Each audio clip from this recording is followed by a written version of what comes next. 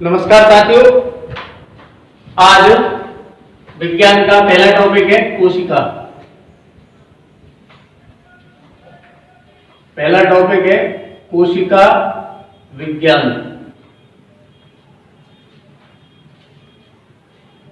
ठीक है, तो देखो विज्ञान क्या है ये तो हमने पिछले लेक्चर में समझ लिया था। अब एक और शब्द हमारे सामने है, वो है क्या? कोशिका। ठीक है, तो देखो जरा कोशिका के बारे में दो बातें बहुत प्रचलन में है। वो क्या? वो ये कि एक तो ये कहा जाता है कि कोशिका किसी भी जीव की संरचनात्मक, एक तो ये कहा जाता है कि संरचनात्मक, और दूसरा कहा जाता है कार्यात्मक। ये दो बातें ज्यादा प्रचलन में है। संरचनात्मक और कार्यात्मक क्या है? इकाई है।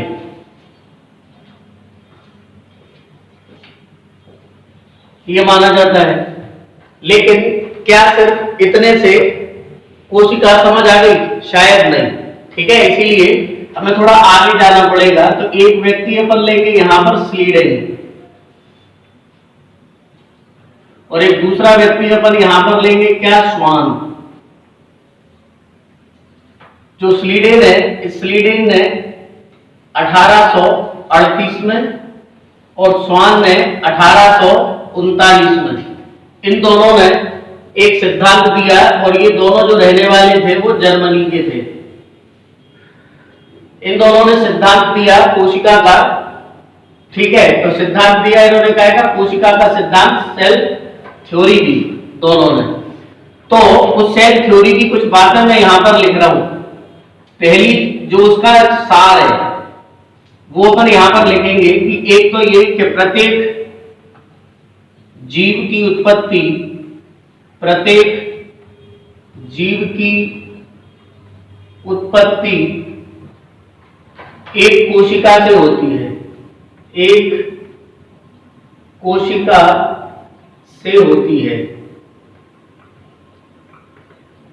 दूसरा है कि प्रत्येक जीव एक या अनेक कोशिकाओं से मिलकर बना होता है। एक या अनेक कोशिकाओं से मिलकर बना होता है। तीसरा है इसका कि प्रत्येक कोशिका एक स्वाधीन इकाई होती है, स्वाधीन इकाई है, तथापि वे संयुक्त रूप से कार्य करती हैं, संयुक्त रूप से कार्य करती हैं। चौथी बात यहां पर ये निकल के आती है कि प्रत्येक कोशिका में जीवन की सभी क्रियाएं केंद्रक द्वारा, कोशिका के केंद्रक द्वारा निर्धारित होती है।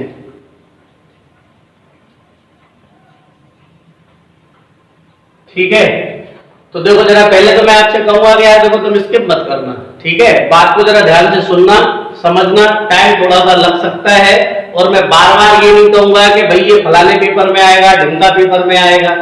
आप एक बार में समझ लो कि मैं जो भी पढ़ा रहा हूं ये आपके हर एग्जाम के लिए जरूरी है। ठीक है, अपन बहुत गहराई से पढ़ेंगे। हर बार हर वीडियो में ये बोलूं कि ये इंपोर्टेंट है, ये इंपोर्टेंट है, इसको पढ़ लेना, उस पेपर में आया, इस पेपर में आया। कुछ तो खुद के लिए कर लो भाई। ठीक है, आपके पास आपकी किताब होगी, आपके पास आप तो एक टॉपिक पूरा कंप्लीट होने के बाद आप इसको अपने नोट्स, जिनके पास नोट्स है उस नोट्स को पढ़ो, जिसके पास कोई बुक हो उस बुक से पढ़ लो और क्वेश्चंस लगा लो। आपका अपने आप भरोसा जाग जाएगा। मेरा कहने का मतलब ये कि आप ये नहीं कि हर रोज मैं आपको ये बताऊं कि भाई ये वाला टॉपिक फलाने पेपर की दृष्टि से जरूरी है, ये उसके लिए जरूरी, पूरा पका पकाया मिलने की कोशिश मत करो, कुछ अपने लिए मेहनत कर लो, ठीक है। तो आप रोज, आज मैंने बोल दिया, अब नहीं बोलूंगा, बस फिर से कह रहा हूं कि हर टॉपिक बहुत इंपॉर्टेंट है, जो इंपॉर्टेंट टॉपिक है वही पढ़ाया जाएगा।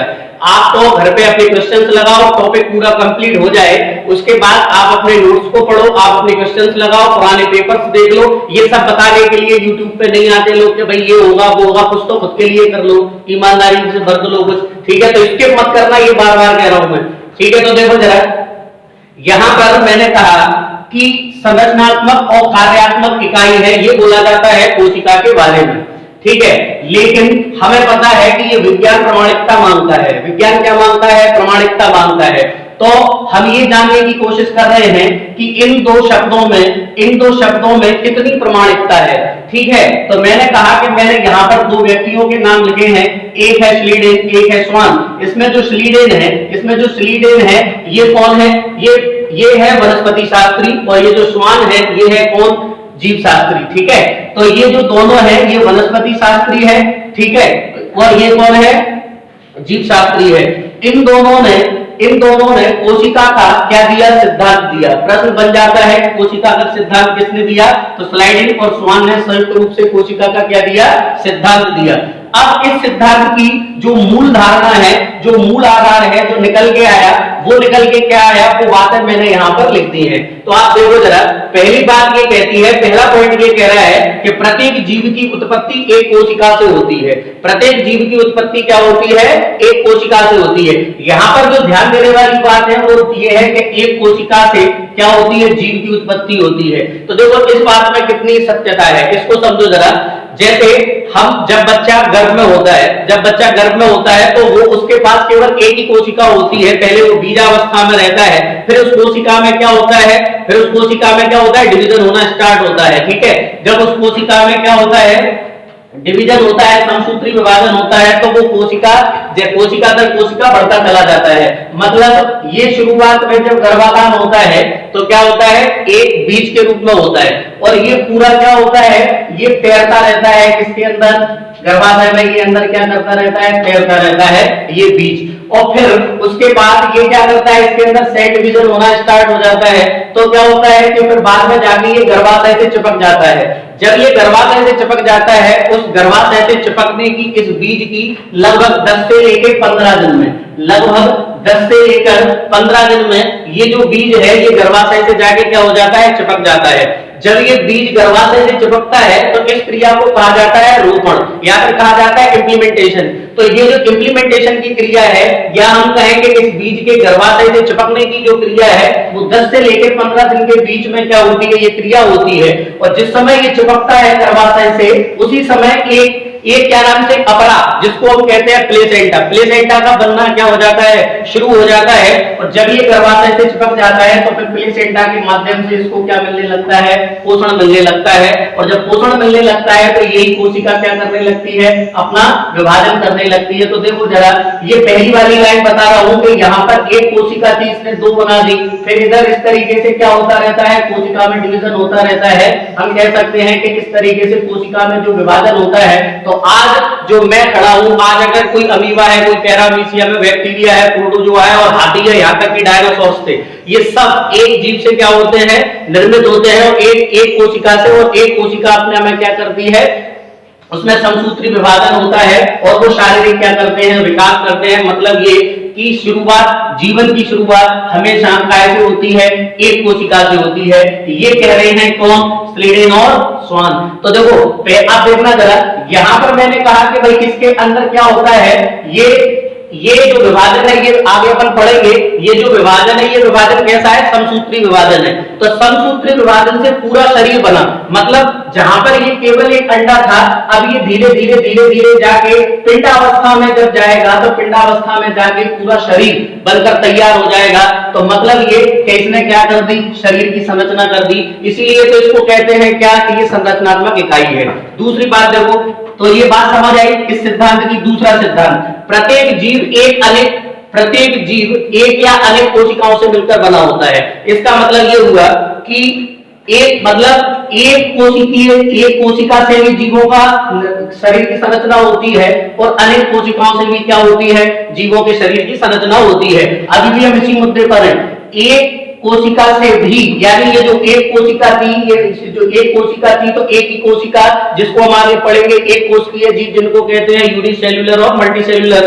तो यूनिसेल्युलर इनको कहा जाता है जो एक जीव होते हैं जिनके पूरे जीवन में जितनी भी जीवन से संबंधित क्रियाएं होती हैं वो सारी की सारी एक ही कोशिका में क्या होती है, संपादित होती हैं, और वही एक कोशिका उनका शरीर होता है। तो जिन आगे अपन डिटेल में पढ़ेंगे, यहाँ पर डेप्थ में नहीं जा रहे हैं, आगे चर्चा करेंगे। तो प्रत्येक जीव एक कोशिकीय भी होता है और बहुकोशिकीय भी होता है, यानी अनेक कोशिकाओं से। जैसे मैं हूं बहुकोशिकीय हूं, आप लोग भी शायद बहुकोशिकीय ही होंगे, ठीक है। तो बहुकोशिकीय होने का मतलब ये कि शरीर का अगर कोई एक अंग अगर डैमेज हो जाता है तो पूरी शरीर डेड नहीं होता। जैसे मेरा अगर हाथ कट जाए तो मैं डेड नहीं होऊंगा, ठीक है। मेरा पैर टूट जाए तो मैं डेड नहीं होऊंगा। इसका मतलब ये कि मेरी कई सेल्स टूट चुकी हैं लेकिन मैं अभी भी क्या हूं, जिंदा हूं। ऐसे अगर कोई छोटे अगर एक कोशिकीय जीवों के पास जाओगे तो अगर एक कोशिकीय जीव में जरा भी चोट लगेगी तो पूरा शरीर क्या हो जाएगा, डेड हो जाएगा। ये ब्रॉड तरीके से मैंने बता दिया, बाकी डेप्थ में चर्चा आगे करेंगे। तो कोई शरीर कोई जीव तो एक कोशिका से निर्मित होता है और कोई जीव कैसे होते हैं, कई कोशिकाओं से मिलकर बने होते हैं। ये दूसरा वाला सिद्धांत कह रहा है किसका, स्वीडन और स्वान का। तीसरा वाला सिद्धांत, तीसरी लाइन क्या कह रही है कि प्रत्येक कोशिका एक स्वाधीन इकाई है। इसका क्या मतलब है, प्रत्येक कोशिका एक स्वाधीन इकाई है। स्वाधीन, यहाँ पर जो शब्द है ध्यान देने वाला वो है स्वाधीन इकाई। इस स्वाधीन का क्या मतलब है, इस स्वाधीन का मतलब है कि ये जो कोशिका है इसमें सारी वो चीजें हैं जो जीवन के लिए जरूरी है। ये वाली कोशिका प्रजनन करने में सहायक होगी, ये वाली कोशिका जीवन की सभी क्रियाओं को करने में क्या होगी, सहायक होगी।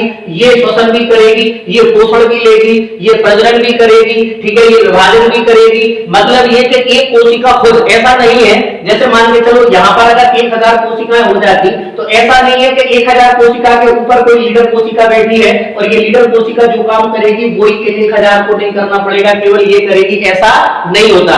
मतलब अगर 1000 कोशिकाएं हैं तो ये सारी की सारी 1000 कोशिकाएं अलग अलग तरीके से अपने स्तर पर जैविक क्रियाएं कर रही होंगी। इसका मतलब है कि प्रत्येक कोशिका कैसी होती है, स्वाधीन इकाई होती है। मतलब जीवन की सभी घटनाएं, ऐसा नहीं है कि आप सोचो कि भाई हमारे शरीर में लाखों करोड़ों क्या है कोशिकाएं हैं तो कुछ कोशिकाएं आराम कर लेंगी, कुछ कोशिकाएं क्या नाम से काम कर रही होंगी, ऐसा नहीं है। प्रत्येक कोशिका रेगुलर क्या करती है, काम करती है, वो भी स्वाधीन तरीके से, क्योंकि इसके ऊपर नेतागिरी नहीं चलती, ठीक है। कोई नेतागिरी इसके अंदर नहीं है कि कोई नेता ऊपर बैठा है कि भाई तुम्हें ऐसे करना है, तुम्हें ऐसे करना है। हर कोशिका अपने आप में क्या होती है, स्वाधीन होती है। लेकिन यहां पर एक शब्द लिखा है तथापि, संयुक्त रूप से, तथापि संयुक्त रूप से काम करती है। इसका क्या मतलब है, इसका मतलब ये है कि ये जो 1000 कोशिकाएं हैं, अब देखो एक शब्द मैं यहां पर लेके चल रहा हूं, बाकी इसकी चर्चा भी हम डिटेल में आगे करेंगे। एक शब्द है ऊतक। अब ऊतक के लिए ये कह दिया जाता है कि कई कोशिकाओं के मेल से बनता है क्या, ऊतक। लेकिन मैं ये कहता हूं कि एक कई कोशिकाओं के मेल से नहीं, एक जैसी कई कोशिकाओं। यहां पर मैं एक शब्द जरूर रखता हूं हमेशा, एक जैसी।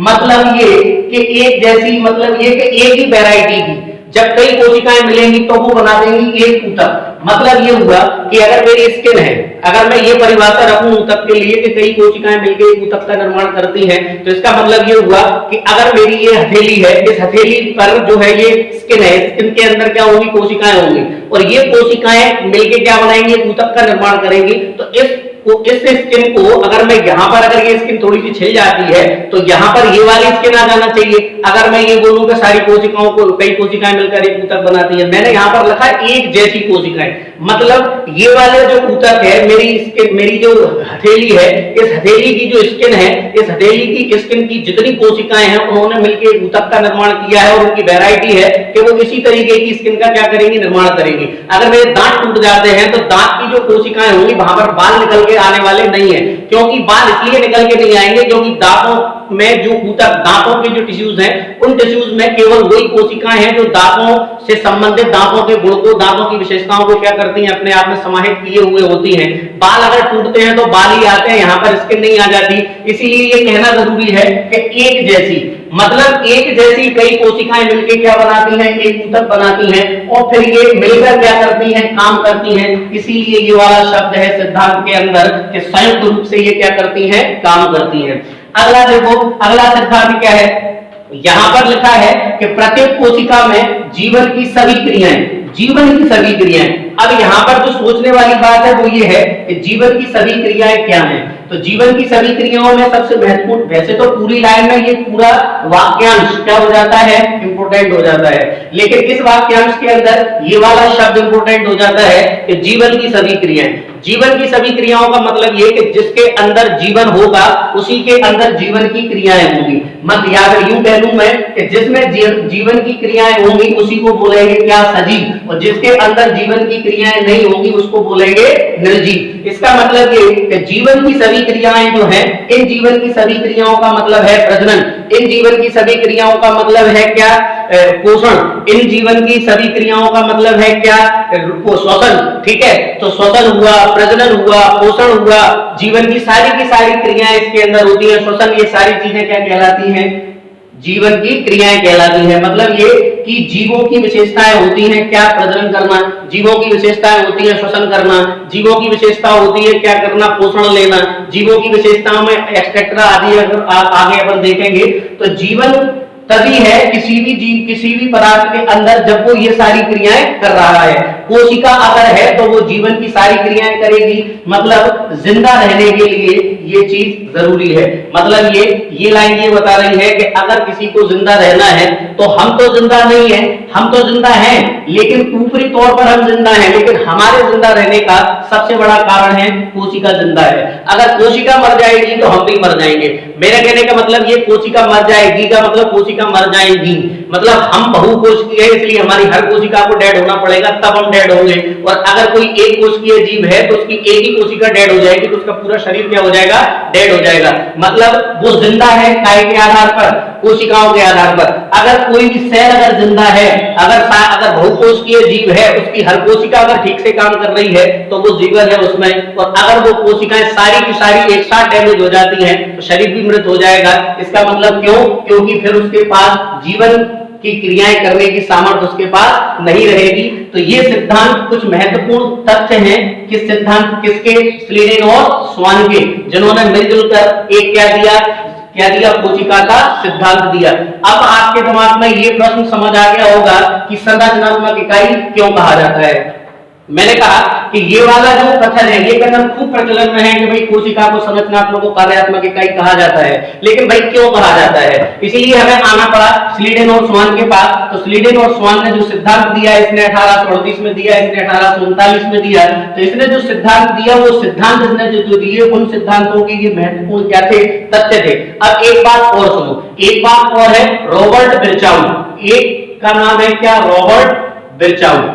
ठीक है, अब देखो जरा रॉबर्ट बिरचाउ क्या कह रहा है। मैं रॉबर्ट बिरचाउ की का जो कथन है वो मैं यहाँ के लिए लिख रहा हूँ। ठीक है, तो रॉबर्ट बिरचाउ क्या कह रहा है, रॉबर्ट बिरचाउ ये कह रहा है कि कोई भी कोशिका यानी कोई भी नवीन कोशिकाएं, जितनी भी कोशिकाएं बनती हैं वो अपनी कोशिका विभाजन के आधार पर बनती हैं। मतलब ये कह रहा है कि जो भी कोशिका बनेगी वो कोशिका काय के आधार पर बनेगी, कोशिका विभाजन के आधार पर। इसका मतलब ये इस बात का समर्थन कर रहा है कि जितनी भी कोशिकाएं यहाँ पर हमने बनाई हैं ये सारी कोशिकाएं काय के आधार पर बन रही है, विभाजन के आधार पर। तो यहाँ से एक बहुत महत्वपूर्ण तथ्य निकल के बाहर आता है, वो ये कि प्रत्येक कोशिका अपनी पूर्व कोशिका से क्या होती है, निर्मित होती है। मतलब ये कि यहाँ पर हम एक तथ्य और जोड़ सकते हैं कोशिका के अंदर कि जो प्रत्येक कोशिका है वो प्रत्येक कोशिका अपनी पिछली कोशिका से क्या होती है, निर्मित होती है। पिछली कोशिका विभाजित होती है तब जाके क्या बनती है, अगली कोशिका बनती है। तो ये बात है काय के लिए, इस कोशिका के लिए। लेकिन अभी भी पूरी नहीं हुई बात, अभी अपने पास एक शब्द और रखा है और वो शब्द है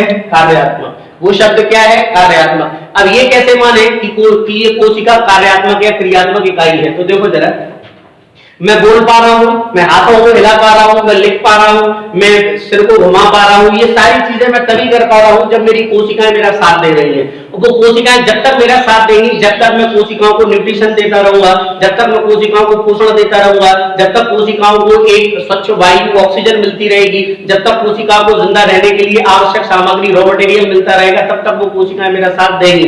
तो मैं चल रहा हूं, फिर रहा हूं, दौड़ रहा हूं, उठ रहा हूं, आप भी चलते फिरते, दौड़ते, उठते, बैठते होंगे। ये सारे काम जो कर रही हैं वो कोशिकाएं कर रही हैं। ये सारे काम जो कर रही हैं वो कोशिकाएं कर रही हैं। जैसे कभी कभी क्या होता है कि हमारा कोई हाथ सुन्न हो जाता है, ठीक है, तो हमें वहां उतने हिस्से पे दर्द नहीं होता, क्योंकि उस समय तक वो कोशिकाओं को मूर्छित अवस्था होती है, तो कोशिका क्या हो चुकी होती है, कुछ समय के लिए सुषुप्त अवस्था में चली जाती है, तो हमें दर्द का एहसास नहीं होता। क्यों? क्योंकि कोशिका उस समय कोशिका की हम ये कह सकते हैं, कोशिका को क्या कर दिया जाता है, अचेतन कर दिया जाता है। तो कोशिका जब तक चेतन रहेगी तब तक हम काम करते रहेंगे, तो हमारे सारे काम कोशिकाओं पर क्या होते हैं, आधारित होते हैं। तो इसीलिए इन दो शब्दों को मैंने पूरा आपको बताया कि क्यों कोशिका को संरचनात्मक और क्यों कोशिका को कार्यात्मक क्या कहा जाता है, इकाई कहा जाता है। ठीक है, तो यहां तक तो बात हुई इसकी कि कोशिका को संरचनात्मक और कार्यात्मक इकाई क्यों कह रहे हैं, इसकी चर्चा हुई।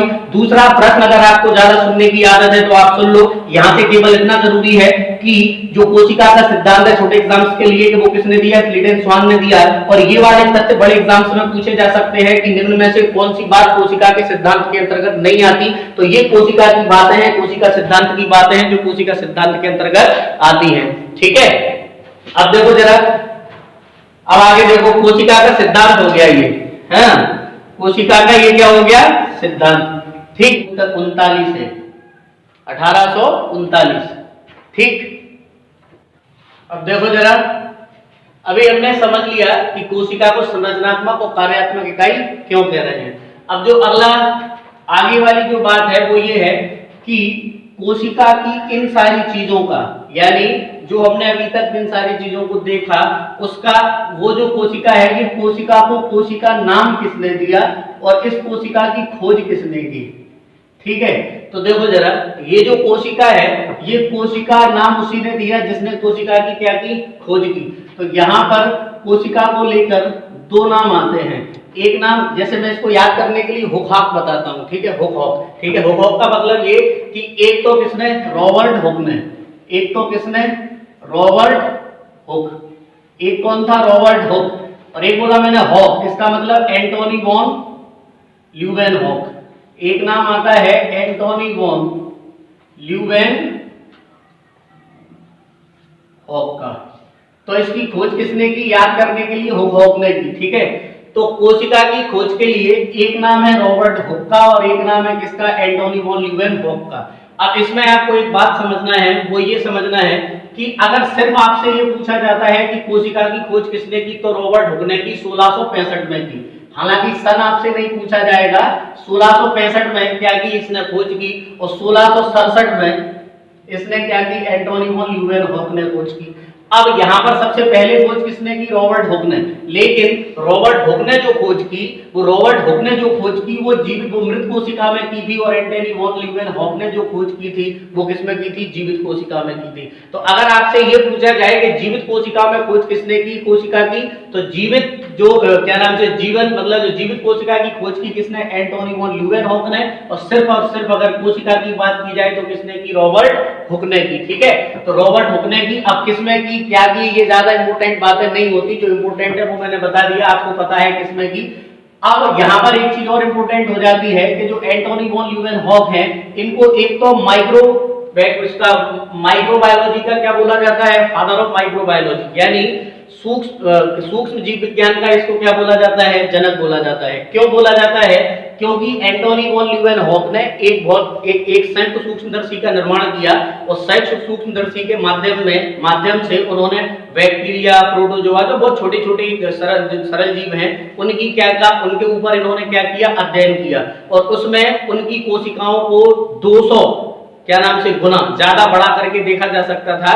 तो वो किया किसने, एंटोनी वॉन ल्यूवेनहॉक ने।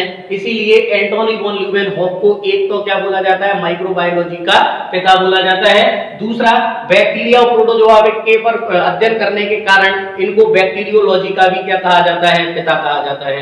तो बैक्टीरियोलॉजी का पिता कौन, एंटोनी वॉन ल्यूवेनहॉक। माइक्रोबायोलॉजी का पिता कौन, एंटोनी वॉन ल्यूवेनहॉक। जबकि कोशिका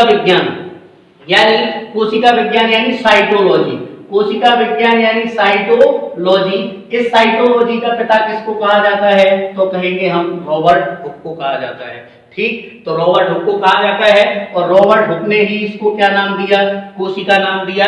ठीक है, तो कोशिका का मतलब कोश, कोश का मतलब कमरा।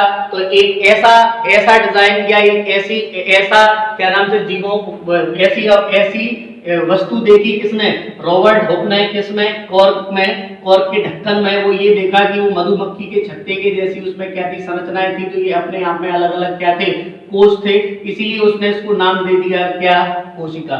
इसीलिए उसने इसको नाम क्या दे दिया, कोशिका। तो यहाँ पर एक छोटी सी बात ये कि कोशिका की खोज किसने की, ठीक है, जीवित के अंदर कोशिका की खोज किसने की। अब तीसरी बात जो बहुत महत्वपूर्ण है वो ये कि कोशिका विज्ञान, वैसे खूब प्रचलन में एक शब्द है कि कोशिका का अध्ययन किस शाखा के अंतर्गत किया जाता है। तो हमने ये पढ़ा है कि कोशिका का जो अध्ययन किया जाता है वो कोशिका का अध्ययन किया जाता है कोशिका विज्ञान में।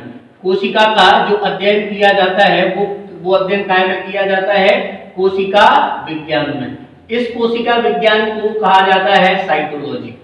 लेकिन वर्तमान में ये वाला शब्द ज्यादा प्रचलन में, अभी पेपर्स में तो ये पूछा जाता है, लेकिन मैं आपको बता दूं एक और नया शब्द प्रचलन में है, उसे कहा जाता है कोशिका जीव विज्ञान या सेल बायोलॉजी।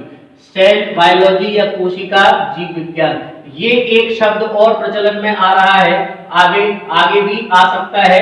अभी तक ये कहा जाता है कि कोशिका विज्ञान कहा जाता है, जिसमें या हम कहें कि जीव विज्ञान की वह शाखा जिसमें कोशिकाओं की संरचनाओं का अध्ययन किया जाता है उसे कहा जाता है कोशिका विज्ञान।